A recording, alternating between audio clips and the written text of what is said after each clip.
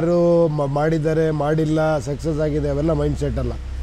C ನಾವು ಯಾವಾಗಲೂ ನಾವು ಎಕ್ಸಾಂಪಲ್ನ ಸೆಟ್ ಮಾಡಬೇಕು, ಯಾವಾಗಲೂ ಎಕ್ಸಾಂಪಲ್ಸ್ ಹಿಂದೆ ಹೋಗಬಾರ್ದು ಅಲ್ವಾ. ನಮ್ಗೆ ಹೆಂಗೆ ಅಂದರೆ ನಾವು ಯಾವಳು ಎಕ್ಸಾಂಪಲ್ ಹಿಂದೆನೇ ಹೋಗೋದು. ಅದಾಗಿಲ್ಲ ನಮ್ಮ ಕೈಲೂ ಆಗಲ್ಲ, ಅಥವಾ ಇದಾಗತ್ತೆ ಇಲ್ಲ ನಾವು ಇದನ್ನೇ ಮಾಡಬೇಕು ಅನ್ನೋದಲ್ಲ. ಇದು ನಾನು ವಾಪಸ್ ಕರ್ಕೊಂಡೋಗಿ ನಿಜವಾದ ಸಂವಿಧಾನ ಏನು, ನಿಜವಾದ ಪ್ರಜಾಪ್ರಭುತ್ವ ಏನು, ಪ್ರಜೆಗಳ ದುಡ್ಡಲ್ಲಿ ಸರ್ಕಾರ ನಡೆಸ್ತಾ ಇರೋದು, ಆ ದುಡ್ಡು ಟ್ರಾನ್ಸ್ಪರೆಂಟಾಗಿ ಪಾರದರ್ಶಕತೆಯಿಂದ ಜನಕ್ಕೆ ತಲುಪಬೇಕು. ಅದಕ್ಕೊಂದು ಪ್ಲ್ಯಾನ್ ಬೇಕು, ಅದಕ್ಕೆ ಐಡಿಯಾಸ್ ಇರೋವಂಥ ಜನಗಳು ಬೇಕು. ಅಂದರೆ ಈಗಿರೋ ವ್ಯವಸ್ಥೆನ ಉಲ್ಟಾ ಮಾಡಿದರೆ ಸರಿ ಹೋಗುತ್ತೆ ಅಂತ. ಉಲ್ಟಾ ಅಲ್ಲ, ಅದು ಸೀದಾ. ಈಗ ಉಲ್ಟಾ ಆಗಿರೋದು ಅದು ಸೀದಾ ವ್ಯವಸ್ಥೆ. ಅದನ್ನು ನಾವೆಲ್ಲ ಉಲ್ಟಾ ಮಾಡ್ಕೊಂಡಿದ್ದೀವಿ. ಅಂದರೆ ಈಗಿನ ಹಣ ಬೇಕು, ಜಾತಿ ಬೇಕು, ಅದು ಬೇಕು, ಇದು ಬೇಕು, ಪವರ್ ಬೇಕು, ಎಲ್ಲ ಹಂಗೆ ಆಗ್ಬಿಟ್ಟಿದೆ. ಎಲ್ಲ ಓಪನ್ನಾಗಿ ನೀವೇ ಮಾತಾಡ್ತೀರಾ. ಒಂದು ಎಲೆಕ್ಷನ್ ಖರ್ಚು ಬೇಕೇ ಬೇಕಾಗುತ್ತೆ ಸ್ವಾಮಿ, ಆ ಪಾರ್ಟಿ ಫಂಡ್ ಇಷ್ಟು 1000 ಕೋಟಿ, ಇಲ್ಲಿ ಈ ಜಾತಿಯವರು ಜಾಸ್ತಿ ಇದ್ದಾರೆ, ಏನಿದು? ಹಾಗಾದರೆ ನಿಮ್ಮ ಪಕ್ಷ ಯಾವ ಆಧಾರದ ಮೇಲೆ ನಡೆಯುತ್ತೆ? ನಿಮ್ಮ ಪಕ್ಷಕ್ಕೆ ಚುನಾವಣೆಗೆ ಖರ್ಚು ಹಣಕಾಸಿನ ವ್ಯವಸ್ಥೆ ಬೇಡವೇ ಬೇಡವಾ ನಿಮಗೆ? ಇಲ್ಲ, ಹೇಳ್ತೀನಿ ಕೇಳಿ. ಎಲ್ಲಿ ಹಣ ಬೇಕು ಅಲ್ಲಿ ಬೇಕು. ಇವಾಗ ಫಾರ್ ಎಕ್ಸಾಂಪಲ್ಲು ನಾನೊಂದು ಪಕ್ಷ ಏನೋ ಉದ್ಘಾಟನೆ ಮಾಡಿದೆ, ಒಂದು ಫಂಕ್ಷನ್ ಮಾಡಿದೆ, ಎಲ್ಲನೂ ಕರೆಸಿದೆ, ಒಂದು ಊಟ ತಿಂಡಿ ವ್ಯವಸ್ಥೆ ಮಾಡಿದೆ, ಅರ್ಥ ಆಯ್ತಾ? ಪಕ್ಷದ ಲಾಂಚ್ ಮಾಡಿದ್ವಿ, ಬೇಕು ಅದಕ್ಕೆ. ಇನ್ನು ಮಿಕ್ಕಿದ್ದಕ್ಕೆ ಏನಕ್ಕೆ ಬೇಕು? ಫಸ್ಟ್ ಆಫ್ ಆಲ್ ಇಲ್ಲಿ ಹಣಕ್ಕಿಂತ ಮುಖ್ಯವಾಗಿ ಬೇಕಾಗಿರೋದೇನು, ಒಬ್ಬ ಅಭ್ಯರ್ಥಿಗೆ ಅವನು ಎಲ್ಲಿತ್ಕೊಂತಾನೋ ಆ ಕ್ಷೇತ್ರದ ಸಂಪೂರ್ಣ ವಿವರ ಗೊತ್ತಿರಬೇಕು ಅಲ್ವಾ. ಪ್ರಾಬ್ಲಮ್ ಏನಿದೆ, ಅದಕ್ಕೆ ಸೊಲ್ಯೂಷನ್ಸ್ ಏನೇನು, ಇನ್ನೂ ಒಂದು ಮುಂದೆ ಹೆಜ್ಜೆ ಹೋಗಿ ಅದಕ್ಕೆ ಎಷ್ಟು ದುಡ್ಡು ಖರ್ಚಾಗುತ್ತೆ, ಎಷ್ಟು ಟೈಮ್ ಆಗುತ್ತೆ, ಎಕ್ಸ್ಪರ್ಟ್ಸ್ ಜೊತೆ ಡಿಸ್ಕಸ್ ಮಾಡಿ, ಅಲ್ಲಿ ಜನಗಳ ಜೊತೆ ಡಿಸ್ಕಸ್ ಮಾಡಿ ಒಂದು ರೆಡಿ ಮಾಡಬೇಕದು. ಅರ್ಥ ಆಯ್ತಾ? ನೆಕ್ಸ್ಟು ನೀವೊಂದು ಪ್ರದೇಶದಲ್ಲಿದ್ದೀರಾ, ನಿಮಗೆ ನಾನು ಇದನ್ನು ತಲುಪಿಸ್ತೀನಿ. ನಿಮ್ಗೊಬ್ರಿಗೆ ಗೊತ್ತಾಯ್ತು ಅಂದ್ಕೊಳ್ಳಿ, ನಾನು ಎಲ್ಲರಿಗೂ ಹೆಂಗೆ ತಲುಪಿಸ್ತೀರಾ ಅಂತ ನೀವು ಕೇಳ್ಬೋದು. ನಾನು ಇವಾಗ ಮಾಧ್ಯಮದಲ್ಲಿ ಕೂತ್ಕೊಂಡು ಮಾತಾಡ್ತಾ ಇದ್ದೀನಿ, ಮಾಧ್ಯಮದಲ್ಲಿ ನೋಡ್ತಿರೋರು, ನಿಮ್ಮ ಚಾನಲ್ ನೋಡ್ತಿರೋರು ಇದು ಸರಿ ಅನಿಸಿದ್ರೆ ಅವರು ವಿಚಾರ ಮಾಡಿ ಒಂದು 10 ಜನ ಕೇಳಬೇಕು. ಇವಾಗ ನಾನು ಕಲ್ಪನೆ ಕೊಡ್ತಾ ಇದ್ದೀನಿ ಅಷ್ಟೇ, ಈಗಲೇ ಅಲ್ಲ ಇದು ಪ್ರಚಾರ ಅಲ್ಲ. ನಿಮ್ಮ ಕಲ್ಪನೆ ಯಶಸ್ವಿ ಆಗುತ್ತಾ? ಹೇಳಿ ಒಂದು ನಿಮಿಷ. ನಾನು ಇವಾಗ ರೆಡಿ ಮಾಡ್ತೀನಿ, ನನ್ನ ಹತ್ರ ಅಭ್ಯರ್ಥಿ ಬರ್ತಾರೆ, ಎಲ್ಲ ರೆಡಿ. ನಿಮ್ದು ಯಾವ ಏರಿಯಾ? ನಿಮ್ದೊಂದು ಊರ ಹೆಸರು ಹೇಳಿ. ನಿಮ್ದು ಯಾವ ಏರಿಯಾ? ರಾಮದುರ್ಗದ ಪ್ರತಿಯೊಂದು ವಿವರಗಳು ಇಟ್ಕೊಂಡು ಅದಕ್ಕೆ ಇಲ್ಲಿ ಹಿಂಗೆ ಮಾಡಿದ್ರೆ ಚೆನ್ನಾಗಿರುತ್ತೆ, ಇದಕ್ಕೆ ಇಷ್ಟು ಬಡ್ಜೆಟ್ ಆಗುತ್ತೆ, 2019ಕ್ಕೆ ಈ ಒಂದು ಪ್ರಾಜೆಕ್ಟ್ ಮಾಡ್ಬೋದು, ಅದು ಈ ಥರ ಬರುತ್ತೆ ಅಂತ ನಿಮ್ಗೊಂದು ಕಲ್ಪನೆ ಕೊಡ್ತೀವಿ ನಾವು, ವಿತ್ ದುಡ್ಡು ಇಟ್ಕೊಂಡು, ವಿತ್ ಟೈಮ್ ಇಟ್ಕೊಂಡು ಅಷ್ಟೇ. ಇನ್ನು ನಿರ್ಧಾರ ನಿಮಗೆ ಬಿಟ್ಟಿದ್ದು. ಇದನ್ನೆಲ್ಲ ಜಾರಿ ಮಾಡೋದಕ್ಕೆ ನಿಮ್ಮ ಪಕ್ಷ ಅಧಿಕಾರಕ್ಕೆ ಬರಬೇಕು. ಅಧಿಕಾರಕ್ಕೆ ಬಂದರೆ ಮಾತ್ರ ಸಾಧ್ಯ. ಅಲ್ಲ, ಅಧಿಕಾರಕ್ಕೆ ಬರಬೇಕು ಅಂದರೆ ನೀವೇ ಪ್ರಯತ್ನ ಪಡಬೇಕು. ಇದು ಪ್ರಜಾಕೀಯ, ಪ್ರಜೆಗಳಿಗೆ ಇದು ಬೇಕಾ, ಇದಕ್ಕೆ ಸಪೋರ್ಟ್ ಮಾಡಿ. ಇಲ್ಲ ಅದೇ ಬೇಕಾ, 2000 ರೂಪಾಯಿ ಇಸ್ಕೊಂಡು ಓಟ್ ಹಾಕ್ತೀರಾ, ಮಾಡಿ. ಅಂದರೆ ವ್ಯವಸ್ಥೆ ಸುಧಾರಣೆ ಆಗಲಿಲ್ಲ ಅಂತ ಹೇಳಿ ಅವಾಗ ನೀವು ಸೋಲು ಒಪ್ಕೊಳ್ತೀರಾ? ಏನಕ್ಕೆ ನಾನು ಯಾಕೆ ಸೋಲು ಒಪ್ಕೊಳ್ಳಿ? ನಾನು ಹೇಳ್ತಿರೋ ಸತ್ಯ ತಾನೇ. ನೀವು ಇದಕ್ಕೆ ಸಪೋರ್ಟ್ ಮಾಡಿಲ್ಲ, ನೀವು ಸೋತಂಗೆ. ನಾನು ಹೇಳ್ತಿರೋದು ನಿಮಗೆ ಬೇಕಾ ಬೇಡವಾ ಹೇಳಿ. ನಿಮ್ಮ ಮಕ್ಕಳು ಒಳ್ಳೆ ಸ್ಕೂಲ್ ಬೇಕಲ್ವಾ, ಒಳ್ಳೆ ಹಾಸ್ಪಿಟ್ಲ್ ಬೇಕಲ್ವಾ, ಗ್ರಾಮಗಳಲ್ಲಿ ಹಳ್ಳಿಗಳಲ್ಲಿ ಒಳ್ಳೆ ನೀರಿನ ವ್ಯವಸ್ಥೆ ಬೇಕು, ಎಲೆಕ್ಟ್ರಿಸಿಟಿ ಬೇಕು ಅಲ್ವಾ? ಕರೆಕ್ಟ್ ತಾನೆ? ಇದು ಬೇಕು ತಾನೆ. ಬೇಕಂದ್ರೆ ಜನ ಓಟ್ ಹಾಕಬೇಕು, ಇಲ್ಲ ಅಂತ ಅಲ್ಲ. ಬೇಕು ಅಂದರೂ ಏನು ಇಮ್ಮಿಡಿಯೇಟ್ ನಾನು ಹೇಳ್ತಾ ಇಲ್ಲ. ಈಗ ಬೇಕು ನಿಮಗೆ, ಬೇಕು ಅಂದರೆ ನಮ್ಮ ಹತ್ರ ಎಷ್ಟು ದುಡ್ಡಿದೆ, ಯಾವ ರೀತಿ ಬರುತ್ತೆ, ಯಾವಾಗ ಬರುತ್ತೆ, ಹೇಗೆ ಬರುತ್ತೆ, ಪ್ರತಿಯೊಂದು ನಿಮಗೆ ಗೊತ್ತಿರಬೇಕು. ಅಥವಾ ನಿಮಗೆ ಗೊತ್ತಾಯ್ತಾ, ನೀವೊಂದು 10 ಜನಕ್ಕೆ ಹೇಳ್ಬೇಕು ಇದನ್ನು. ಓಕೆ, ಆಯಿತು. ಈಗ ಚುನಾವಣೆ ಅನ್ನುವಂಥ ಯುದ್ಧಕ್ಕೆ ನೀವು ಹೋಗ್ತಾ ಇದ್ದೀರಿ. ನಿಮ್ಮ ಶಸ್ತ್ರಾಸ್ತ್ರಗಳೇನು, ನಿಮ್ಮ ಟಾರ್ಗೆಟ್ ಏನು, ನಿಮ್ಮ ಸೇನಾನಿಗಳು ಯಾರು? ಕೇಳಿ, ಅದೇ ಒಂದು ಯಾರೋ ಒಬ್ಬರು ಪ್ರೆಸ್ ರಿಪೋರ್ಟರ್ ಭಾಳ ಚೆನ್ನಾಗಿ ಬರೆದಿದ್ರು. ಸತ್ಯ ಒಂದೇ ಆಯುಧ, ನಂಬಿಕೆ ಒಂದೇ ನೆಲೆ. ಈ ಒಂದಕ್ಕೆ ನಾವು ಹೊರಟಿರೋ ದಾರಿಗೆ ನಾನು ಇದನ್ನು ಬಿಟ್ಟು ಬೇರೆ ಮಾಡಿದೆ ಅಂದ್ಕೊಳ್ಳಿ. ಇವಾಗ ನೀವು ಹೇಳೋ ಪ್ರಕಾರ ಜನನ ರೀಚ್ ಮಾಡಬೇಕು. ಏನು ಮಾಡಬೇಕು? ನಾನು ಒಂದು 5000 ಜನ 10,000 ಜನ ಸೇರಿಸ್ಬೇಕು, ಅಲ್ಲೊಂದು ಬಾವುಟ ಕಟ್ಟಬೇಕು, ಸ್ಟೇಜ್ ಹಾಕಬೇಕು, ಮಾತಾಡಬೇಕು, ಇಶ್ಯೂ ಆಗಬೇಕು ಅಂದರೆ ಯಾರಿಗೋ ಬೈಬೇಕು, ಅವ್ರು ಸರಿ ಮಾಡ್ತಿಲ್ಲ ಇವ್ರು ಸರಿ ಮಾಡ್ತಿಲ್ಲ ಅಂತ. ನಾ ಸುಳ್ಳು ಪ್ರಾಮಿಸ್ ಕೊಡಬೇಕು. ನಿಮಗೆ ನಾನು ಇಷ್ಟ ಆಗಬೇಕಲ್ಲ. ಜನ ರೀಚ್ ಹೆಂಗೆ ಆಗ್ತೀರಿ? ಹಂಗಾದ್ರೆ ಹಿಂಗೆ ರೀಚ್ ಆಗ್ಬೇಕು ಹಂಗಾರೆ ಅಲ್ವಾ? ಈ ಥರನೇ ರೀಚ್ ಆಗ್ಬೇಕು ನಾನು. ಅವಾಗ ನೀವು ಯಾವ ಥರ ರೀಚ್ ಆಗಬೇಕು ಅಂತಿದ್ದೀರಿ ಅದನ್ನು ಹೇಳಿ. ನಾನು ಹೇಳೋದ್ನಲ್ಲ ಇವಾಗ, ಇದು ರೀಚ್ ಆಗಬೇಕು ಅಂತ ಹೇಳ್ತಿರೋದು. ಮ್ಯಾನಿಫೆಸ್ಟೋ ರೀಚ್ ಆಗಬೇಕು. ನನ್ನ ಪ್ರಕಾರ ಆ ಅಥೆಂಟಿಕ್ ಮ್ಯಾನಿಫೆಸ್ಟೋ ಕೋರ್ಟಲ್ಲಿ ರಿಜಿಸ್ಟರ್ ಆಗಬೇಕು. ಅದು ಕಾನೂನಲ್ಲಿ ಇಲ್ಲ. ಕೋರ್ಟಲ್ಲಿ ರಿಜಿಸ್ಟರ್ ಆಗಿ ಜನಕ್ಕೆ ಒಂದು ರೈಟ್ಸ್ ಬರಬೇಕು. ನಾನು ಆಶ್ವಾಸನೆ ಕೊಟ್ಟು ನಾನು ಎಲೆಕ್ಷನ್ ಗೆದ್ದುಬಿಟ್ರೆ ಅದನ್ನು ನಾನು ಮಾಡಲೇಬೇಕು. ನಾನೊಂದು ಟೈಮ್ ಕೊಟ್ಟಿರ್ತೀನಿ ಗೊತ್ತಾ, 6 ಮಂತ್ಸಲ್ಲಿ ಇದು ಮಾಡ್ತೀನಿ ಅಂತ. ನಾನು ಮಾಡಿಲ್ಲ, ನನ್ನ ಕಾಲ್ ಬ್ಯಾಕ್ ಮಾಡೋ ಇದಿರಬೇಕು. ನನ್ನ ಡಿಸ್ಮಿಸ್ ಮಾಡಿ ಇನ್ನೊಬ್ಬ ವ್ಯಕ್ತಿನ ಕೂರಿಸುವಂಥ ವ್ಯವಸ್ಥೆ ಬರಬೇಕು. ಅಂಥ ವ್ಯವಸ್ಥೆ ಬರುತ್ತೆ ಅಂತ ವಿಶ್ವಾಸ ಇದೆ ಅಲ್ಲ? ಅದಕ್ಕೋಸ್ಕರ ಓಡಾಡೋಣ, ಟ್ರೈ ಮಾಡೋಣ. ಯಾಕೆ ಬರಬಾರ್ದು? ಬಂದರೆ ಒಳ್ಳೆ ತಾನೆ. ಬಂದರೆ ಒಳ್ಳೆಯದು, ಆದರೆ ಬರಬಾರ್ದು. ಬಂದರೆ ಒಳ್ಳೆಯದು, ಬರಬಾರ್ದು. ಬರಲಿ ಅಂತ ನಾನು ಬಯಸೋದು. ಏನು ಮಾಡ್ಬೇಕು ಅವಾಗ? ನೀವು ಬರಬೇಕು ಅಂದರೆ ನೀವು ಪ್ರಯತ್ನ ಪಡಬೇಕು. ಬದಲಾವಣೆಗೆ ರಾಜ್ಯದ ಜನ ಪ್ರಯತ್ನ ಪಟ್ಟಾಗ ಆಗುತ್ತೆ. ಕರೆಕ್ಟ್. ನೀವು ಒಬ್ರು ತಾನೆ ರಾಜ್ಯದಲ್ಲಿ, ನಾನು ಒಬ್ಬ. ನೀವು ಪ್ರಯತ್ನ ಪಡಿ. ನೀವು ಒಂದು 10 ಜನಕ್ಕೆ ಹೇಳ್ಬೇಕು ಇದನ್ನ. ನಮ್ಮ ಮಾಧ್ಯಮದ ಮೂಲಕ ನಾವು ನಿಮಗೆ ಎಷ್ಟು ಸಾಧ್ಯನೋ ಅಷ್ಟು ನಾವು ನಿಮಗೆ ಖಂಡಿತ ಸಹಾಯ ಮೂಲಕ ಹೇಳ್ತಿದ್ದೀರಾ. ಹಾಗೆ ಪರ್ಸ್ನಲ್ ಆಗು ನಾನು ಹೇಳ್ತಿರೋದು ಅಂದರೆ ಇವಾಗ TV ನೋಡ್ತಿರೋ ಅಂಥವ್ರಿಗೂ ನಾನು ಹೇಳ್ತಿರೋದು ಅಂದರೆ ಇದು ಸತ್ಯ, ಇದು ಬೇಕು ಅನ್ಸಿದ್ರೆ ಇದು ಒಂದು ಕಡೆ ನಾವು 10 ಜನ ಹತ್ರ ಹೇಳ್ಕೊಂಡು ಹೋಗ್ಬೇಕು. ಆ 10 ಜನಕ್ಕೆ ಹೇಳ್ಬೇಕು, ನೀವೊಂದು 10 ಜನಕ್ಕೆ ಹೇಳಿ ಅಂತ. ಹಂಗೆ ಬದಲಾವಣೆ ಆಗಬೇಕು. ಮೌತ್ ಟು ಮೌತ್ ಎಷ್ಟಂತ ನೀವು ಪಬ್ಲಿಸಿಟಿ ಮಾಡೋಕೆ ಸಾಧ್ಯ. ಅದೇ ಸತ್ಯ. ಪ್ರಜಾಕೀಯ ಬರಬೇಕಂದ್ರೆ ಜನಗಳೇ ಬದಲಾವಣೆ ತರಬೇಕು. ರಾಜಕೀಯ ಬದಲಾಗಬೇಕಾದ್ರೆ ನಾನು ತರ್ತೀನಿ ಅಂತೀನಿ, ನಾನು ಫಂಡ್ ಕಲೆಕ್ಟ್ ಮಾಡ್ತೀನಿ, ನಾನು ದೊಡ್ಡ ಇದು ಮಾಡ್ತೀನಿ, ನಾನೇನೋ ಮಾಡ್ತೀನಿ ಅಂತ ಹೊರಡ್ತೀನಿ. ಅದು ಆಲ್ರೆಡಿ ಮಾಡ್ತಾ ಇದ್ದಾರೆ. ಇನ್ನೊಬ್ರು ಯಾಕಲ್ಲಿ? ಆಲ್ರೆಡಿ ತುಂಬ ಜನ ಇದ್ದಾರೆ, ಅವ್ರೇನೋ ಕೆಲಸ ಮಾಡ್ತಾ ಇದ್ದಾರೆ. ನಾನು ಯಾಕಲ್ಲಿ? ಈಗ ಇಷ್ಟೊಂದು ರಾಜಕೀಯ ಪಕ್ಷಗಳಿದ್ದಾವೆ, ಪ್ರಾದೇಶಿಕ ಪಕ್ಷಗಳಿದೆ. ಅದರಲ್ಲೂ ಸಹಿತ ಒಂದು ಉತ್ತಮ ಪ್ರಜಾಕೀಯ ಪಕ್ಷ ಆಗುತ್ತಾ ಅಥವಾ ಭಿನ್ನವಾಗಿ ನಿಲ್ಲುತ್ತಾ? ನಾನು ಇವಾಗ ಹೇಳಿದ್ದು ಏನು ಅನ್ನಿಸ್ತು ನಿಮಗೆ? ನಾನು ಈ ದಾರಿಲೇ ಹೋಗೋದು. ನಾನು ಆದರೆ ಈಗಿರುವಂತಹ ನಿಮ್ಮ ವಿಚಾರಗಳು ಈಗಿರುವಂತಹ ವ್ಯವಸ್ಥೆಯ ಸಂಪೂರ್ಣ ವಿರುದ್ಧವಾಗಿದೆ. ಆ ವಿರುದ್ಧ ದಿಕ್ಕಿನಲ್ಲಿ ನೀವು ಹೋಗ್ತಾ ಇದ್ದೀರಾ ಅಥವಾ ಅವರನ್ನ ನೀವು ಕರ್ಕೊಂಡು ಹೋಗ್ಬೇಕಂತ ಮಾಡಿದ್ದೀರಾ? ಇಲ್ಲ, ನೋಡೋಣ. ನಾನಂತೂ ಇದು ಸತ್ಯ ಅಂದ್ಕೊಂಡು ಇದಕ್ಕೋಸ್ಕರ ನಾನೊಬ್ಬ ಪ್ರಜೆಯಾಗಿ ನನ್ನ ಕರ್ತವ್ಯ ನಾನು ಮಾಡ್ತಾ ಇದ್ದೀನಿ. ನಿಮಗೂ ಸರಿ ಅನ್ಸರಿ ನೀವು ಸಪೋರ್ಟ್ ಮಾಡಿ, ನಿಮಗೆ ಸರಿ ಅನ್ಸರಿ ನೀವು ಸಪೋರ್ಟ್ ಮಾಡಿ. ಆಮೇಲೆ ಸಪೋರ್ಟ್ ಸುಮ್ಮನೆ ಮಾಡಬೇಡಿ. ನಾನು ಪ್ರಣಾಳಿಕೆ ಕೊಡೋವರೆಗೂ ನೀವೇನು ಮಾಡಬೇಡಿ. ಪ್ರಣಾಳಿಕೆ ಕೊಟ್ಟರೆ ಮೇಲೆ ನೋಡಿ ಕರೆಕ್ಟ್ ಅದು ಆಗುತ್ತಾ. ಈಗ ಎಲ್ಲ ರಾಜಕೀಯ ಪಕ್ಷಗಳಿಗೂ ಒಂದೊಂದು ವೋಟ್ ಬ್ಯಾಂಕ್ ಅಂತಿದೆ, ಒಂದೊಂದು ಕೇಡರ್ ಅಂತಿದೆ.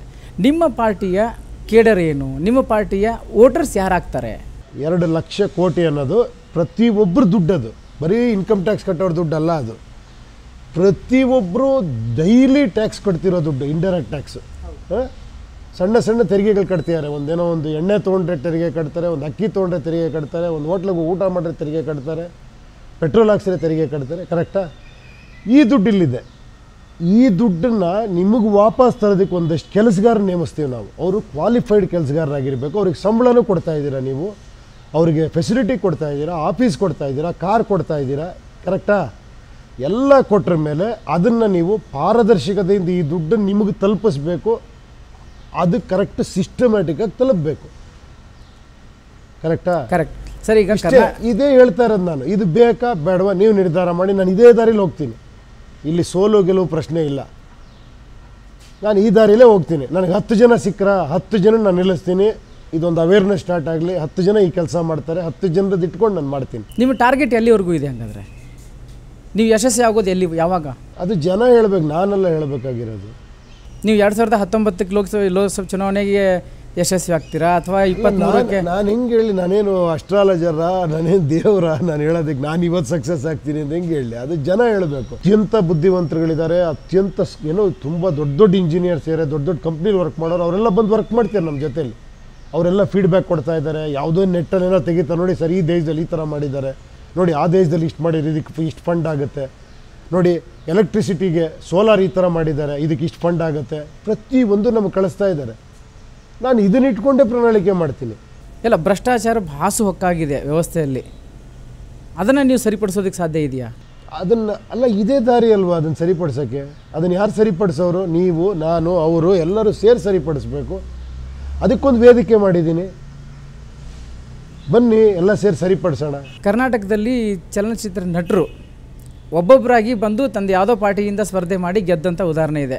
ಒಂದು ರಾಜಕೀಯ ಪಕ್ಷವನ್ನು ಕಟ್ಟಿ ಸಕ್ಸಸ್ ಆಗಿರುವಂಥ ಉದಾಹರಣೆಗಳು ಇಲ್ಲ. ರಾಜ್ಕುಮಾರ್ ಅವರೇ ಸಹಿತ ಅವರು ರಾಜಕೀಯಕ್ಕೆ ಬರೋದಿಲ್ಲ ಅಂತ ಮಾತನ್ನು ಹೇಳಿದರು. ನೀವು ಯಾವ ಧೈರ್ಯದಿಂದ ನೀವು ರಾಜಕಾರಣಕ್ಕೆ ಬರ್ತಾ ಇದ್ದೀರಿ? ಅಲ್ಲ, ಇದರಲ್ಲಿ ಧೈರ್ಯ ಏನಿದೆ? ನಾನೊಬ್ಬ ಪ್ರಜೆಯಾಗಿ ನನಗಿದು ಕರೆಕ್ಟ್ ಅನ್ನಿಸ್ತಾ ಇದೆ, ಮಾಡಬೇಕು ಅನ್ನಿಸ್ತಿದೆ, ನನ್ನ ಕರ್ತವ್ಯ ನಾನು ಮಾಡಬೇಕು ಅನ್ನಿಸ್ತಿದೆ, ನಾನು ಮಾಡ್ತಾಯಿದ್ದೀನಿ ಅಷ್ಟೇ. ನನಗೆ ಎಕ್ಸಾಂಪಲ್ಸ್ ಬೇಕಾಗಿಲ್ಲ.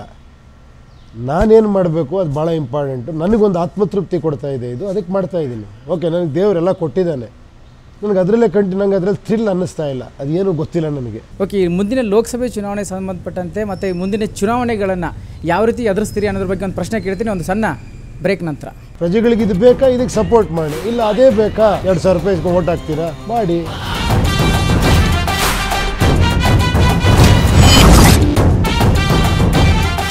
ಪ್ರಜೆಗಳಿಗೆ ಇದು ಬೇಕಾ, ಇದಕ್ಕೆ ಸಪೋರ್ಟ್ ಮಾಡಿ. ಇಲ್ಲ ಅದೇ ಬೇಕಾ, 2,000 ರೂಪಾಯಿ ವೋಟ್ ಹಾಕ್ತೀರಾ, ಮಾಡಿ.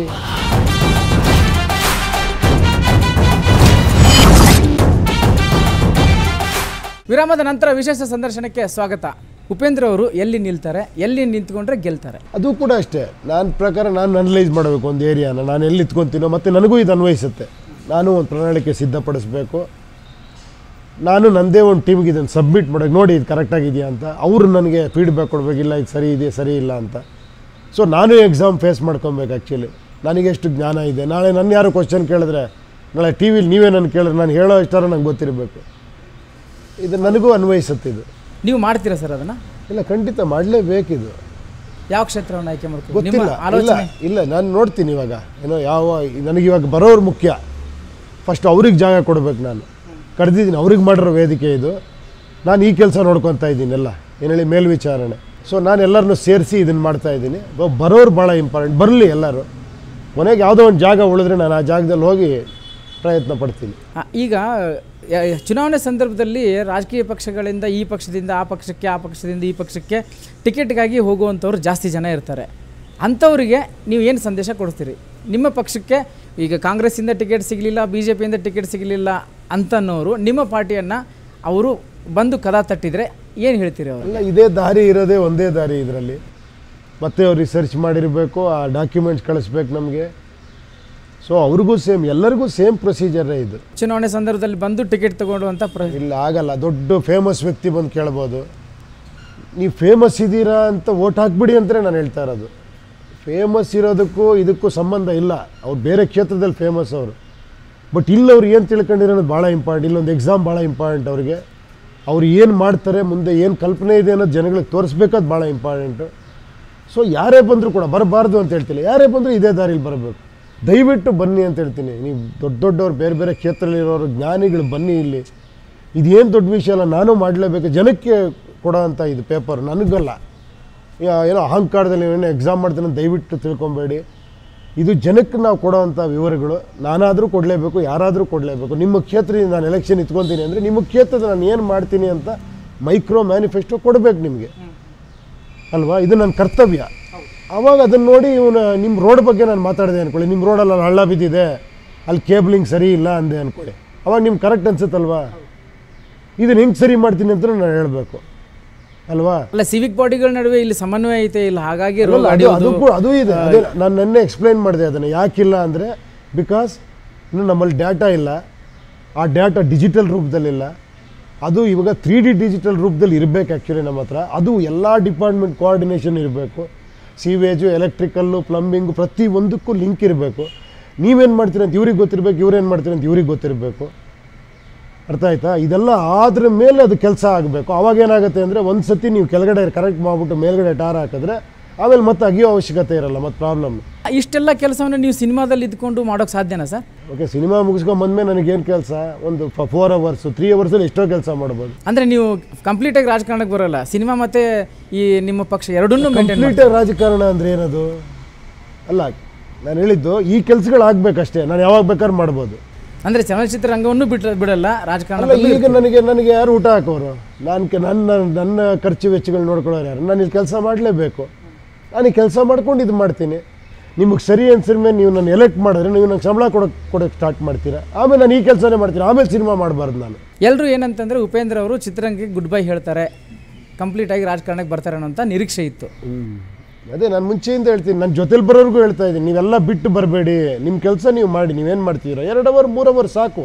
ಎವ್ರಿ ಡೇ ಮಾಡ್ರೆ 1 ತಿಂಗಳು ನೀವು ಒಂದು ಪ್ರೆಸೆಂಟೇಷನ್ ರೆಡಿ ಮಾಡ್ಬೋದು. ಅಥವಾ 2 ತಿಂಗಳು ತೊಗೊಳ್ಳಿ, ಮಾಡಿ. ನೀವು ಇಲ್ಲಿ ಟ್ರೈ ಮಾಡಿ. ನಿಮ್ಗೆ ಅಕಸ್ಮಾತ್ ಇಲ್ಲಿ ಜನ ಆಶೀರ್ವಾದ ಮಾಡಿದ್ರೆ ನೀವು ಆ ಕೆಲಸ ಬಿಟ್ಟು ಈ ಕೆಲಸ ಮಾಡಿ. ಈಗ ಚುನಾವಣೆ ಅಂದ ತಕ್ಷಣ ಹಣ ಅಂತೂ ಬೇಕೇ ಬೇಕು ಸರ್. ಏನಕ್ಕೆ ಹಣ ಬೇಕು? ಎಲ್ಲಿ? ಪ್ರಚಾರಕ್ಕೆ, ಕಾರ್ಯಕ್ರಮಕ್ಕೆ. ಏನು ಪ್ರಚಾರ? ಯಾವ ಥರ ಪ್ರಚಾರ? ನೀವು ಯಾವ ಥರ ಪ್ರಚಾರ ಮಾಡ್ತೀರಿ ಅನ್ನೋದ್ರ ಮೇಲೆ ಹೋಗುತ್ತೆ. ನಾನು ಅದೇ ಹೇಳಿದ್ದು. ನಾನು ಹೇಳಿದ್ದು ಇವಾಗ 2018 ಒಂದೊಂದು ಸ್ಮಾರ್ಟ್ ಫೋನ್ಗಳು ಕೂಡ ನ್ಯೂಸ್ ಪೇಪರ್ಗಳಾಗಿದೆ, ಹಳ್ಳಿಗೆ ರೀಚ್ ಆಗಿದೆ ಅಲ್ವಾ? ಅದೇ ಟಿ ವಿ ಚಾನಲ್ ಆಗ್ಬಿಟ್ಟಿದೆ ಇವಾಗ. ನೀವೇ ಟಿ ವಿನ ವಿಡಿಯೋ ಅಪ್ಲೋಡ್ ಮಾಡ್ತೀರಾ, ಮೊಬೈಲಲ್ಲೇ ನೋಡ್ಬೋದು ನಾವು ಇವಾಗ ನಿಮ್ಮ ಚಾನಲ್ನ. ಸೊ ನಾನು ಹೇಳ್ತೀನಿ, ಇದು ಆಗಿದೆ, ಅದಂತೂ ಸತ್ಯ, ಒಪ್ಕೊಂತೀನಿ. 100% ಆಗಿದೆ. ಮೊಬೈಲ್ ಕ್ರಾಂತಿ ಆಗಿದೆ. 100% ಆಗದೆ ಇರ್ಬೋದು. ಒಂದು 40% ಆಗಿದೆ ಅಂದ್ಕೊಳ್ಳಿ. ಈ 40% ಜನ ಇನ್ನು 60% ಜನಕ್ಕೆ ಹೇಳ್ತಾರೆ ಇದನ್ನು. ಖಂಡಿತ ಇದು ಒಬ್ಬರಿಂದ ಒಬ್ರಿಗೆ ರೀಚ್ ಆಗುತ್ತೆ. ಬಟ್ ನಾವು ಸತ್ಯವಾಗಿ ಕೆಲಸ ಮಾಡಬೇಕಷ್ಟೇ ಇಲ್ಲಿ. ಸೊ ಅದಕ್ಕೆ ನಿಮಗೆ ಆ ಹಣದ ಅವಶ್ಯಕತೆ ಇಲ್ಲ? ಅಲ್ಲ, ಬೇಕಾಗಿಲ್ಲ ಅಂತ ನಾನು ಹೇಳೋದು. ಈಗ ಇರುವಂತಹ ವ್ಯವಸ್ಥೆಯನ್ನು ನೋಡಿದರೆ ಸಮಾಜ ಸುಧಾರಣೆ ಅಷ್ಟು ಸುಲಭವಾಗಿ ನೀವು ಸಮಾಜವನ್ನು ಬದಲಾಯಿಸೋಕೆ ಸಾಧ್ಯ ಅಂತ ಅನಿಸುತ್ತಾ? ನನ್ನ ಪ್ರಯತ್ನ ನಾನು ಮಾಡ್ತೀನಿ ಸರ್. ನನಗೆ ಯಾಕೆ ನಾನೇನೋ ಸಾಧಿಸ್ಬಿಡ್ತೀನಿ ಇದು ಮಾಡ್ಬಿಡ್ತೀನಿ ಅನ್ನೋ ಭ್ರಮೇಲಿಲ್ಲ ನಾನು ಸರ್. ನನ್ನ ಆತ್ಮತೃಪ್ತಿಗೂ ನಾನು ಕೆಲಸ ಮಾಡಬೇಕಲ್ವ ಸರ್, ಅಲ್ವಾ? ನಾನು ಹೇಳ್ತಿರೋದು ಸರಿ ತಾನೇ? ನಿಮಗೆ ಕರೆಕ್ಟ್ ಅನ್ನಿಸ್ತಾ ಇದೆಯಾ? ಜನರಿಗೆ ಸರಿ ಅನಿಸಿದೆ, ನಿಮಗೆ ಸರಿ ಅನ್ನಿಸ್ತಾ ಇಲ್ವಾ? ನನ್ನ ವೈಯಕ್ತಿಕ ಅಭಿಪ್ರಾಯಗಳನ್ನ ನಾವು ಹೊರಗಡೆ ಮಾಡ್ಬೋದು. ನಾವೀಗ ನಿಮ್ಮ ಜೊತೆ ಇದ್ದಾಗ ನಾವು ನಿಮ್ಮ ಜೊತೆಗೆ ನಿಮ್ಮ ತತ್ವಕ್ಕೆ ಸಿದ್ಧಾಂತಕ್ಕೆ ನಾನು ಬದ್ಧವಾಗಿದ್ದೀನಿ ಅಂತ ಹೇಳೋದು ಸರಿಯಲ್ಲ ಒಬ್ಬ ಜರ್ನಲಿಸ್ಟ್ ಆಗಿ ಅಂತ. ಯಾಕೆ ಜರ್ನಲಿಸ್ಟ್ ಅಂದರೆ ನೀವು ಇಲ್ಲ ಸರಿ ಇಲ್ಲ ಅಂತಲೇ ಹೇಳಬೇಕು ಅಂತ ಏನಿಲ್ಲಲ್ಲ. ಚುನಾವಣೆಯಲ್ಲಿ ಹಣನೇ ಖರ್ಚು ಮಾಡಲಾರದೆ ಗೆಲ್ಲೋದಂಥ ಪರಿಸ್ಥಿತಿ ಈಗ ಇಲ್ಲ. ಗೊತ್ತಿಲ್ಲ, ಅದು ಗೊತ್ತಿಲ್ಲ. ಅಲ್ಲ, ನಿಮಗೆ ಗೊತ್ತಿಲ್ಲ ಅಂದರೆ ನೀವು ಇನ್ನೂ ಹಿಂದೆ ಇದ್ದೀರಿ ಅಂತ. ಹಿಂದೆ ಅಲ್ಲ, ಅದು ಒಂದ್ಸತಿ ಪ್ರಯತ್ನ ಪಟ್ಟರ ಮೇಲೆ ಗೊತ್ತಾಗುತ್ತೆ. ಈಗ ಒಂದ್ಸರಿ ಪ್ರಯತ್ನ ಪಟ್ಟ ನಂತರ ನಿಮಗೆ ಬುದ್ಧಿ ಪೆಟ್ಟಾಗಿದೆ. ಪ್ರಯತ್ನ ಪಟ್ಟೇ ಇಲ್ಲ. ಪ್ರಜ್ಞಾವಂತ ರಾಜಕೀಯ ಪಕ್ಷ ಅದನ್ನ ನಾನು ಕಟ್ಟು ಇಲ್ಲ. ನಾನು ಇದು ಅವ್ರು ಬಂದು ನಮ್ಮ ಜೊತೆ ಸೇರ್ಕೊಂಡ್ರು ನಂಗೆ ಸರಿ ಇಲ್ಲ ಅನಿಸ್ತು, ಬಿಟ್ಟುಬಿಟ್ಟೆ ಅಷ್ಟೇ. ಅಲ್ಲ, ನೀವೇ ಎಲ್ಲರನ್ನು ಕರೆದು ಅದನ್ನ ಇನಾಗ್ರೇಷನ್ ಮಾಡಿಸಿದ್ರಿ. ಹೌದು, ನಾನು ಮಾಡಿದೆ. ಅವ್ರು ನಮ್ಮ ಪ್ರಿನ್ಸಿಪಲ್ಗೆ ಒಪ್ಕೊಂಡು ನಮ್ಮ ಜೊತೆ ಬಂದಿದ್ರು. ಕೊನೆಗೆ ನೋಡ್ರೆ ಇಲ್ಲ ಇದೇ ಥರ ಹೇಳಿದ್ರು, ನೀವೇನು ಮಾತಾಡ್ತೀರೋ ಅದೇ ಹೇಳಿದ್ರು. ಇಲ್ಲ ದುಡ್ಡು ಬೇಕೇ ಬೇಕು ನಮಗೆ ಅಂತ. ನೀವು ಯಾಕೆ ನನ್ನ ಜೊತೆ ಸೇರ್ಕೊಂಡ್ರೆ ಆ ಥರ ಇದ್ರೆ ಅಂತ ಕೇಳಿದೆ. ಹಾಗಾದ್ರೆ ಅವ್ರು ನಿಮ್ಮನ್ನು ಹೊರಗೆ ಹಾಕಿದ್ರೆ ನೀವೇ ಅದರಿಂದ ಹೊರಗೆ ಬಂದ? ನಾನೇ ಹೊರಗೆ ಬಂದಿದ್ದು. ನಾನು ರಿಸೈನ್ ಮಾಡಿ ಹೊರಗೆ ಬಂದೆ. ಅಲ್ಲ, ನೀವೇ ಕಟ್ಟಿದಂಥ ಪಕ್ಷ ನೀವೇ? ನಾನು ಕಟ್ಟಿಲ್ಲ ಪಕ್ಷನ, ಕಟ್ಟಿರೋದು ಯಾರೋ ಕಟ್ಟಿದ್ರು. ಅವ್ರು ಬಂದು ನಮ್ಮ ಜೊತೆ ಸೇರಿಕೊಂಡ್ರು. ಇಲ್ಲ ನೀವು ಹೇಳ್ತಿರೋದು ಕರೆಕ್ಟು, ನಿಮ್ಮ ಇಂಟರ್ವ್ಯೂ ಎಲ್ಲ ನೋಡಿದ್ದೀವಿ ಅಂಥೇಳಿ ಸೇರಿಕೊಂಡ್ರು. ಅವ್ರು ಏನೋ ಬೇರೆ ರೀಸನ್ ಸೇರಿಕೊಂಡ್ರು ನಮ್ಮ ಜೊತೆ. ಏನೋ ಮಾಡೋಕ್ಕಾಗಲ್ಲ, ನಾವೊಂದು ನಂಬಲೇಬೇಕು. ಏನೋ ಒಂದು ಒಳ್ಳೆ ಕೆಲಸ ಮಾಡ್ತಿರೋಕೆ ಅವ್ರು ಯಾರೋ ಬಂದ್ರಪ್ಪ, ಅವರು ಒಳ್ಳೆಯವ್ರು ಆಗಿರ್ಬೋದು, ಯಾರಿಗೆ ಗೊತ್ತು. ಬಟ್ ಅವ್ರಿಗೆ ಇಲ್ಲ ದುಡ್ಡು ಬೇಕೇ ಬೇಕಿಲ್ಲ ಗೆಲ್ಲೋದಕ್ಕೆ ಅಂತ. ಹಂಗಿದ್ರೆ ನೀವು ನನ್ನ ಜೊತೆ ಬರಲೇಬಾರ್ದಾಗಿತ್ತು ಆ್ಯಕ್ಚುಲಿ, ಅಲ್ವಾ? ನಿಮ್ಗೆ ಆ ಥರ ಯೋಚನೆ ಇದ್ದಿದ್ರೆ ನೀವು ಯಾಕೆ ಬಂದು ನನ್ನ ಜೊತೆ ಸೇರ್ಕೊಬೇಕಾಗಿತ್ತು? ಸರ್, ನಾವು ಜಾಗತೀಕರಣ ಯುಗದಲ್ಲಿ ಇದ್ದೀವಿ. ಜಾಗತೀಕರಣ ಯುಗದಲ್ಲಿ ಒಂದು ರಾಜಕೀಯ ಪಕ್ಷ ಎಷ್ಟು ಸಮಂಜಸವಾಗಿ ಜನರ ಸಮಸ್ಯೆಗಳನ್ನ ಬಗೆಹರಿಸುತ್ತೆ, ಮತ್ತು ಅದಕ್ಕೆ ಏನೆಲ್ಲ ತಂತ್ರಜ್ಞಾನಗಳು ಬೇಕು ಅನ್ನೋದ್ರ ಬಗ್ಗೆ ಒಂದು ಪ್ರಶ್ನೆ ಕೇಳ್ತೀನಿ ಒಂದು ಸಣ್ಣ ಬ್ರೇಕ್ ನಂತರ. ಪ್ರಜೆಗಳಿಗೆ ಇದು ಬೇಕಾ, ಇದಕ್ಕೆ ಸಪೋರ್ಟ್ ಮಾಡಿ. ಇಲ್ಲ ಅದೇ ಬೇಕಾ, 2,000 ರೂಪಾಯಿ ಓಟ್ ಹಾಕ್ತೀರಾ, ಮಾಡಿ.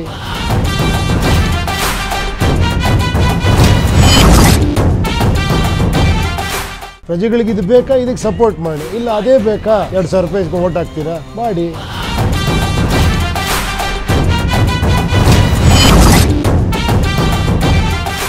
ವಿರಾಮದ ನಂತರ ವಿಶೇಷ ಸಂದರ್ಶನಕ್ಕೆ ಸ್ವಾಗತ. ಸರ್, ಈಗ ಜಾಗತೀಕರಣ ಯುಗ ಇದು. ಅಷ್ಟು ಸಲೀಸಾಗಿ ವ್ಯವಸ್ಥೆಗಳನ್ನ ಬದಲು ಮಾಡೋದಕ್ಕಾಗಲ್ಲ. ಉಪೇಂದ್ರ ಅವರು ಈಗ ಪ್ರಣಾಳಿಕೆ ವಿಚಾರವಾಗಿ ಒಂದು ನಿಮಿಷ ನಾನು ನೀವು ಇಲ್ಲೇ ತಡೀತೀನಿ. ನಿಮ್ಗೆ ಯಾಕೆ ಹೇಳ್ತೀರಾ ಇದು ಆಗಲ್ಲ ಅಂತ? ಯಾಕೆ ಹೇಳ್ತೀರಾ? ಏನು ಹೇಳ್ತೀರಾ? ಈ ಸಮಾಜನ ಅಷ್ಟು ಸುಲಭವಾಗಿ ಬದಲು ಮಾಡೋಕ್ಕೆ ಸಾಧ್ಯ ಇಲ್ಲ ಅಂತ ಯಾಕೆ ಹೇಳ್ತೀರಾ? ಆಗುತ್ತೆ ಅಂತ ಸ್ಟಾರ್ಟ್ ಮಾಡಿ. ಈಗಿನ ವ್ಯವಸ್ಥೆಯಲ್ಲಿರೋರು ಹಂಗೆ ಯೋಚನೆ ಮಾಡ್ತಾರೆ. ಇಲ್ಲ, ಅದನ್ನ ನಾವುಗಳು ಅವ್ರಿಗೆ ಹಂಗೆ ಹೇರ್ತಾ ಇರೋದು. ಜನಗಳು ಹಂಗಿಲ್ಲ. ಪ್ರತಿಯೊಬ್ಬನೂ ಕೂಡ ನಾಳೆ ಒಳ್ಳೆ ಕಾಲ ಬರುತ್ತೆ, ನಾನು ಚೆನ್ನಾಗಾಗ್ತೀನಿ ಅಂತ ಇಲ್ಲ ಹೋಪ್ಸ್ ಇಲ್ಲದೆ ಇದ್ರೆ ಯಾರು ಬದುಕೋಕ್ಕೆ ಸಾಧ್ಯ ಇಲ್ಲ. ಏನೋ ಒಳ್ಳೇದಾಗುತ್ತೆ, ನಾಳೆ ಒಳ್ಳೇದಾಗ್ಬೋದು, ನಾಡಿದ್ದು ಒಳ್ಳೇದಾಗ್ಬೋದು ಅನ್ನೋ ಹೋಪ್ಸಲ್ಲಿದ್ದಾರೆ. ಸೊ ನಾವೆಲ್ಲರೂ ಹೋಪ್ಫುಲ್ ಆಗಬೇಕು. ಇದು ನನ್ನ ಸ್ವಾರ್ಥ ಕೇಳ್ತಾ ಇಲ್ಲ. ಇದು ನನಗೆ ದೇವ್ರು ಕೊಟ್ಟಿದ್ದಾನೆ, ನನಗೊಂದು ಫೀಲ್ಡ್ ಕೊಟ್ಟಿದ್ದಾನೆ, ನಾನು ಸಂಪಾದನೆ ಮಾಡ್ಬೋದು, ಓಡಾಡ್ಕೊಂಡಿರ್ಬೋದು, ಅದು ಬೇರೆ. ಬಟ್ ನಾನೊಬ್ಬ ಪ್ರಜೆಯಾಗಿ ನನ್ನೊಂದು ಕರ್ತವ್ಯ ಇದೆಯಲ್ವಾ? ನನ್ನ ಮನೆ ಕಟ್ಕೊಂಡ್ಬಿಟ್ರಾಗಲಿಲ್ಲ, ನನ್ನ ಸಮಾಜನೂ ಕಟ್ಟೋದಕ್ಕೆ ನನ್ನ ಕಾಂಟ್ರಿಬ್ಯೂಷನ್ ಏನು?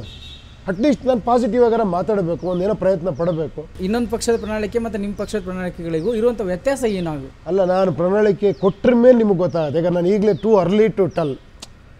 ನಾನು ಡೀಟೇಲ್ಡ್ ಸ್ಟಡಿ ಮಾಡ್ತಾಯಿದ್ದೀನಿ, ನನಗೂ ಸ್ಟಡಿ ಮಾಡ್ಕೊಂಡು ಬರಬೇಕು. It takes time. ಅದನ್ನು ಕೊಟ್ಟರ ಮೇಲೆ ಅದ್ರ ಬಗ್ಗೆ ವಿಚಾರ ಮಾಡೋಣ, ತುಂಬ ಚೆನ್ನಾಗಿರುತ್ತೆ. ಅವಾಗ ಪ್ರಣಾಳಿಕೆ ಇಟ್ಕೊಂಡು ಮಾತಾಡಬೇಕು. ಈ ರಾಷ್ಟ್ರೀಯ ಪಕ್ಷಗಳಿಗೆ ನೀವು ಆಹ್ವಾನ ಕೊಡ್ತೀರಾ ಸರ್ ಚುನಾವಣೆ ಸಂದರ್ಭದಲ್ಲಿ ನಿಮ್ಮ ಪ್ರಣಾಳಿಕೆ ಸಿದ್ಧವಾದ ನಂತರ? ಖಂಡಿತ ಕೊಡ್ತೀನಿ ನಾನು. ಖಂಡಿತ ಪ್ರಣಾಳಿಕೆ 6 ತಿಂಗಳ ಮುಂಚೆ ಕೊಡಿ ಅಂತ ಹೇಳ್ತೀನಿ ನಾನು. 6 ಮಂತ್ಸ್ ಮುಂಚೆ ಬಿಡಿ, ಎಲ್ಲರೂ ಬಿಡಿ, ಅದ್ರ ಬಗ್ಗೆ ಡಿಬೇಟ್ ಆಗಲಿ, ಜನಗಳಿಗೆ ಅದ್ರ ಬಗ್ಗೆ ಅರಿವಾಗಲಿ, ಜನಗಳ ಜೊತೆ ಡಿಸ್ಕಷನ್ ಆಗಲಿ. ಅದು ಇದಕ್ಕಿಂತ ಮುಖ್ಯ ಅಂದರೆ ಅದು ಕೋರ್ಟಲ್ಲಿ ರಿಜಿಸ್ಟರ್ ಆಗಬೇಕು. ನಾನು ಹೇಳ್ತಿರೋದು, ಒಂದು ಸತಿ ಅದನ್ನು ಫಾಲೋ ಮಾಡಿಲ್ಲ ಅಂದರೆ ನನ್ನ ವಾಪಸ್ ಕರೆಯೋ ಸಿಸ್ಟಮ್ ಬರಬೇಕು. ಅದು ಎಲ್ಲರೂ ಮಾತಾಡೋಕ್ಕೆ ಶುರು ಮಾಡಬೇಕು. ನಾನು ಹೇಳ್ತಿರೋದು ಜನಗಳೆಲ್ಲರೂ ಮಾತಾಡಬೇಕು. ನೀವು ಸ್ಟಾರ್ಟ್ ಮಾಡಬೇಕು ಎಲ್ಲ ಮಾತಾಡ್ತಾ. ಯಾಕೆ ಪ್ರಣಾಳಿಕೆ ಕೊಟ್ಟರ ಮೇಲೆ ಅದನ್ನು ರಿಜಿಸ್ಟರ್ ಮಾಡಿ, ಒಂದು ಸಂವಿಧಾನದಲ್ಲಿ ತಿದ್ದುಪಡಿ ತನ್ನಿ, ಏನೋ ಮ್ಯಾನಿಫೆಸ್ಟೋ ಬಿಡಲೇಬೇಕು 6 ತಿಂಗಳ ಮುಂಚೆ, ಅದ್ರ ಮೇಲೆ ಡಿಬೇಟ್ ಆಗಲೇಬೇಕು. ಅದಾದ್ರ ಮೇಲೆ ಅದು ಕೋರ್ಟಲ್ಲಿ ರಿಜಿಸ್ಟರ್ ಮಾಡಬೇಕು. ನಾನು ಮಾಡಲಿಲ್ಲ ಆ ಕೆಲಸ, ನನ್ನ ಕೈಯಲ್ಲಿ ಆಗಿಲ್ಲ ಅಂದರೆ ನನಗೊಂದು 6 ತಿಂಗಳು ಟೈಮ್ ಕೊಟ್ಟು ಮತ್ತೆ ಒಂದು ವಾರ್ನಿಂಗ್ ಕೊಡಬೇಕು. ಆವಾಗಲೂ ಆಗಿಲ್ಲ ನನ್ನ ತೆಗೆದು ಬಿಸಾಕಬೇಕು. ಇದು ಬರಬೇಕಲ್ವಾ? ಬಂದರೆ ತಪ್ಪ ಸರಿನಾ? ಜಾತಿ ರಾಜಕಾರಣ ನಮ್ಮ ರಾಜ್ಯದಲ್ಲಿ ಹಾಸುಹೊಕ್ಕಾಗಿದೆ. ಚುನಾವಣೆಯಲ್ಲಿ ಜಾತಿಯ ಆಧಾರವಾಗಿಯೇ ಮತಗಳನ್ನು ಹಾಕ್ತಾರೆ ಜನ. ನಿಮ್ಮ ಪಕ್ಷದಲ್ಲಿ ಜಾತಿ ಬಗ್ಗೆ ಏನು ನಿಮ್ಮ ಇದುವರೆಗೂ ಹಾಕಿದ್ದಾರೆ? ನೀವು ಹೇಳ್ತಿರೋದು ಕರೆಕ್ಟ್, ಇದುವರೆಗೂ ಹಾಕಿರಬಹುದು. ಬಟ್ ಇನ್ನು ಮುಂದೆ ಹಾಕಲ್ಲ. ಯಾಕಂದರೆ ಪ್ರಜಾಕೀಯ ಬರ್ತಾ ಇದೆ. ಅಂಥ ವ್ಯವಸ್ಥೆ ಸುಲಭನಾ ಸರ್? ಅಷ್ಟು ಗಟ್ಟಿಯಾಗಿರೋ ಜಾತಿ ವ್ಯವಸ್ಥೆನ ಒಡೆಯೋದು? ಸತ್ಯ ಸಿಕ್ಕಾಪಡೆ ಸ್ಟ್ರಾಂಗು, ಸತ್ಯ ಭಾಳ ಪವರ್ಫುಲ್ಲು. ಈಗಿನ ಯಂಗ್ ಜನ್ರೇಷನ್ ಇದೆಯಲ್ಲ ಅವ್ರು ಇನ್ನೂ ಪವರ್ಫುಲ್ಲು. ಅವ್ರು ಮನಸ್ಸು ಮಾಡಿಬಿಟ್ರೆ ಒಬ್ಬೊಬ್ಬರು 100 ಜನ 1000 ಜನ ಚೇಂಜ್ ಮಾಡ್ತಾರೆ. ಆದರೆ ಅವರೆಲ್ಲರೂ ಮೋದಿ ಜೊತೆಗಿದ್ದಾರೆ. ಇರಲಿ, ಸಂತೋಷ. ಅವ್ರು ಒಳ್ಳೆ ಕೆಲಸ ಮಾಡ್ತಿದ್ರೆ ಅವ್ರ ಜೊತೆಲಿ ಇರ್ತಾರೆ, ತಪ್ಪೇನಿಲ್ಲ. ನಾನು ಮಾಡ್ತಿರೋ ಸರಿ ಅನ್ಸಿದ್ರೆ ನನ್ನ ಜೊತೆ ಬರ್ತಾರೆ. ಏನು ಕಾಂಪಿಟೇಷನ್ ಇಲ್ಲ ಇಲ್ಲಿ. ಸರ್, ಇನ್ನೊಂದು, ಉಪೇಂದ್ರ ಅವರು ಚಿತ್ರರಂಗದಲ್ಲಿ ಸೈಡ್ಲೈನ್ ಆಗ್ತಾ ಇದ್ದಾರೆ. ಅವರ ಸಿನಿಮಾಗಳು ಮೊದಲಿನಷ್ಟು ಯಶಸ್ವಿ ಕಾಣ್ತಾ ಇಲ್ಲ. ಹಾಗಾಗಿ ಅವರು ಯಶಸ್ಸು ಕಾಣೋದಕ್ಕೆ ಪ್ರಜಾಕೀಯ ಮಾಡ್ತಾ ಇದ್ದಾರೆ. ಯಶಸ್ಸು, ಸಕ್ಸಸ್ಸು, ಫೇಲ್ಯೂರ್ ಅದೆಲ್ಲ ನಮ್ಮ ಕೈಲಿ ಇಲ್ದಿರೋದು. ನಮ್ಮ ಕೆಲಸ ನಾವು ಮಾಡ್ತೀವಿ ಅಷ್ಟೇ. ಅದು ಜನ ಒಂದು 3 ಪಿಕ್ಚರ್ ಹೋಗುತ್ತೆ, 3 ಪಿಕ್ಚರ್ ಹೋಗಲ್ಲ, ಗೆಲುವು ಸೋಲು ನಮ್ಮ ಕೈಲಿ, ನಮ್ಮ ಪ್ರಯತ್ನ ನಾವು ಮಾಡ್ತೀವಿ ಅಷ್ಟೇ. ಅದಕ್ಕೂ ನನಗೂ ಏನು ಸಂಬಂಧ? ನನ್ನ ಪ್ರಯತ್ನ, ನಾನಲ್ಲಿ ಕೆಲಸ, ನಾನಲ್ಲಿ ಹಾನೆಸ್ಟಾಗಿ ನಾನು ಕೆಲಸ ಮಾಡ್ತೀನಿ. ಇಲ್ಲೂ ಹಾನೆಸ್ಟಾಗಿ ಕೆಲಸ ಮಾಡ್ತೀನಿ. ನನಗೆ ಸ್ಯಾಟಿಸ್ಫ್ಯಾಕ್ಷನ್ ಸಿಗುತ್ತೆ, ಇಲ್ಲಿ ಮಾಡ್ತೀನಿ. ಯಾಕೆ ಎಲ್ಲವನ್ನೂ ಸಕ್ಸಸ್ ಫೇಲ್ಯೂರಲ್ಲಿ ಅಳಿತೀರಾ ನೀವು? ನಿಮ್ಮಷ್ಟಕ್ಕೆ ನೀವು ಸಂತೋಷ ಪಟ್ಟರೆ ಅದು ಸಕ್ಸಸ್ ಅಲ್ಲ. ಅದೇ ಸಕ್ಸಸ್ ಆ್ಯಕ್ಚುಲಿ. ನಾವೆಲ್ಲ ತಪ್ಪು ತಿಳ್ಕೊಂಡಿದ್ದೀವಿ. ಈ ಏನೋ ಪ್ರಪಂಚಕ್ಕೇನೋ ಪ್ರೂವ್ ಮಾಡಿಬಿಟ್ರೆ ನಾವು ಸಕ್ಸಸ್ಫುಲ್ ಅಲ್ಲ. ಫಸ್ಟ್ ಆಫ್ ಆಲ್ ಇಲ್ಲಿ ಸಕ್ಸಸ್ ಸಿಗಬೇಕಂದ್ರೆ ಆತ್ಮ ಸಂತೋಷ ಆಗಬೇಕು ಫಸ್ಟ್ ನಿಮಗೆ. ಅದು ಮೊದಲನೇ ಸಕ್ಸಸ್ಸು. ಆಮೇಲೆ ಸೆಕೆಂಡ್ರಿ